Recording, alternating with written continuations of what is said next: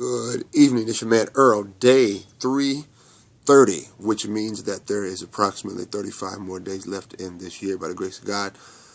We are December 26th, Monday, and there's snow on the ground. It's Monday evening. We have the night off from class, so I want to get this video to you as it is snowing pretty strong outside. So,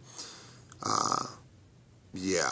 Looking forward to digging out, right? But anyway, day 330, excuse me, and we have been doing a lot of reflective thinking the last couple of days, and we've been reflecting on failure. And it's a very important topic, often an ignored topic, because no one wants to talk about when they messed up. Nobody wants to talk about the mistakes they've made, and most certainly, very few people want to address the outright failures, right? Disasters in their personal life, business life, marriage, raising their kids, and the list goes on and on and on, right? Taking the wrong job, failures, just outright disastrous failures. So today, the topic is reflective failures, right? Reflecting on failure. So I want to give you just really 3 or 4 things that most people, they miss, right? It's not just enough to think about, oh, okay, I made a mistake. No, you should reflect on, not dwell, but reflect on how you failed, why you failed, and how to change that moving forward. Can't stay there. You can't dwell there, right? So, once again, day 330 on the calendar, reflective failure. And we're going to give you just a few things that you need to think about failure. First of all, most of the time, when we fail at something, we misgauge or we misassess the environment or climate that you're doing business in or handling a relationship, right? So we misjudge someone, or we misjudge, or we don't properly assess a business climate that you're doing business in. So what's the environment? What's going on in the environment? Like, I'm in the sauce business, right? So locally, there's a certain business climate that goes on, right? And so I have to properly assess that environment so I can do business in this environment. And then as I grow from here, I have to look at, okay, what's going on in the region? Then I take it across the country. So I have to know the environment. And most of the time we fail when we misjudge or create a strategy that does not match up with the environment. Nothing to do with the customers, nothing to do with the quote-unquote clients. What's the environment like? Okay? Number 2, we fail because we really don't have a plan. Now, what do I mean by that? People say, oh, the target's always moving. That's not good. Yes, you should be able to have audibles, but nevertheless, you ought to have a strategy and a plan, so that way you can execute. Because if the target's always moving, what are you really executing on? And you don't want to be whimsical. You don't want to be flighty. You want to have a strategy and a plan, and you execute that strategy and that plan. So don't be so quick to change up everything when things don't go well. Stick to your plan and then run an audible based upon the contingencies that you have designed in your plan, right? So don't be so quick to try to change stuff up. Moving targets, those are not really good. You should have variables, yes, but moving targets, no.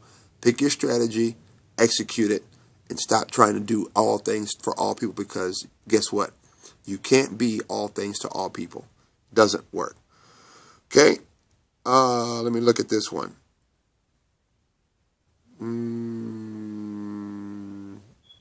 How about one of my favorite topics is what happens when there is challenges in the environment. Some people call it friction in the environment. Some people call it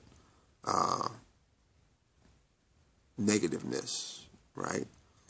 Some business climates are very hostile to local products.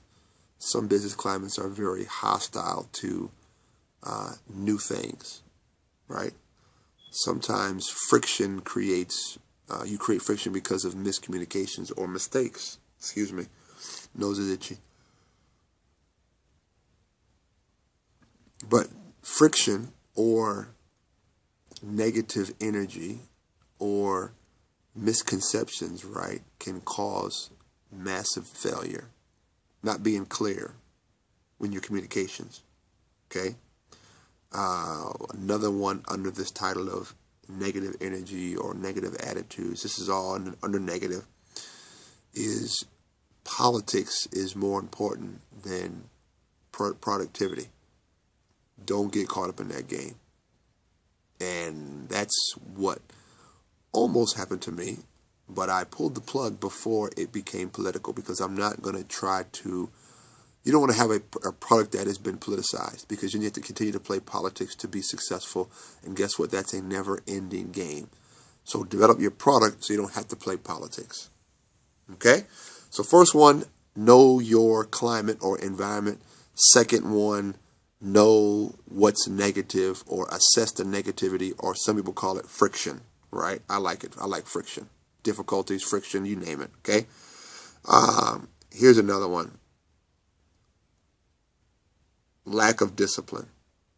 Okay, we talked about this all year long. So, one, climate. Two, understand the negativity or the friction, what goes on, the mindset, if you will, in your locality. And then here's the third one, and we'll be done with reflective failure, is be disciplined in your planning. Now, this is cookie cutter, but it's not, because most people plan haphazardly and your success is haphazardly. So in your planning, you don't want to be super complex, and you don't want to be super whimsical either, right? Excuse me. So you need to put together a plan of action, work your plan of action, and keep it as simple as possible. Okay? Develop your plan, be disciplined, and start to execute.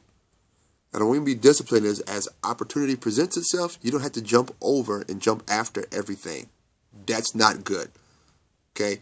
I'm going to make a video that talks about learn how to say no. Because just because opportunity comes to you doesn't mean you have to take it. So be disciplined in your planning. Understand where the negativity comes from or friction. And properly assess the climate and business environment that you're engaging. This is your man Earl, www.deuceswild22.com. Day 330, November 26th, Monday, and snow is finally here. God bless you. Peace.